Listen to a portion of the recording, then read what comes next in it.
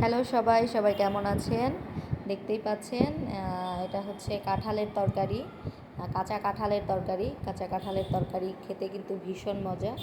আমার কিন্তু খুবই প্রিয় কাঁঠালের তরকারি। এই তো আমি এখানে কাঁঠালগুলোকে ভালো করে ধুয়ে তারপর সিদ্ধ বসিয়ে দিয়েছি।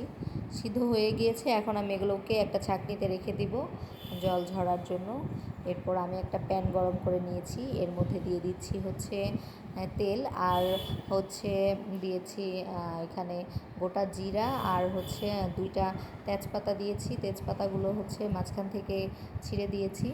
এই পর্যায়ে আমি দিচ্ছি হলুদের গুঁড়া। এখানে আমি 2 চা চামচ হলুদের গুঁড়া দিয়েছি। তারপরে হচ্ছে 2 চা চামচ মরিচের গুঁড়া, আর তারপর দিয়েছি হচ্ছে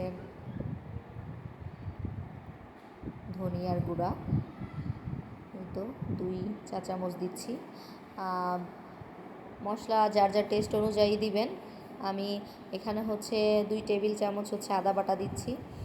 আদাগুলোকে একটু কষিয়ে নিব। এই তো আমার কষানো প্রায় শেষ। এখন আমি হচ্ছে সিদ্ধ করা কাঁঠালগুলো দিয়ে দিলাম। এগুলো কিন্তু 80% সিদ্ধ করা। কাঁঠালগুলোকে কিন্তু খুব ভালো করে সিদ্ধ করে নিতে হবে, যাতে রান্নার সময় হচ্ছে বেশিক্ষণ জল দিয়ে হচ্ছে ফুটানো না লাগে। বেশিক্ষণ জল দিয়ে এই কাঁঠালগুলো ফুটালে কিন্তু হচ্ছে আপনার এই মশলার টেস্ট নষ্ট হয়ে যায়। এজন্য হচ্ছে আগেই আপনি এগুলোকে ভালো করে সিদ্ধ করে নেবেন।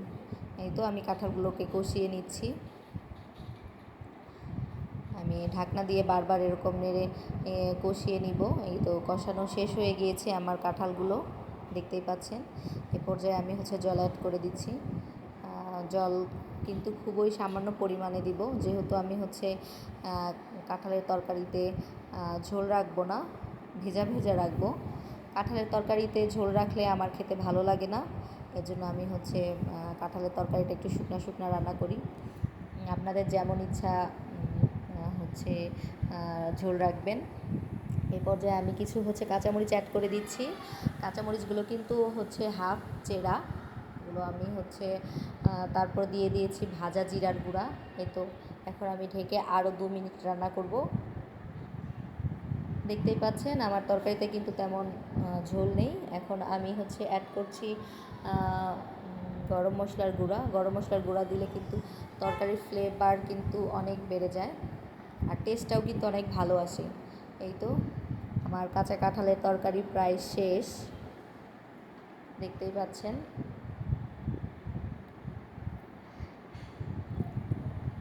এরকম করে বাসায় রান্না করে খাবেন, বেশ ভালো লাগবে। সব সময় কিন্তু রসুন পেঁয়াজ দিয়ে রান্না করলে তরকারি ভালো লাগে না।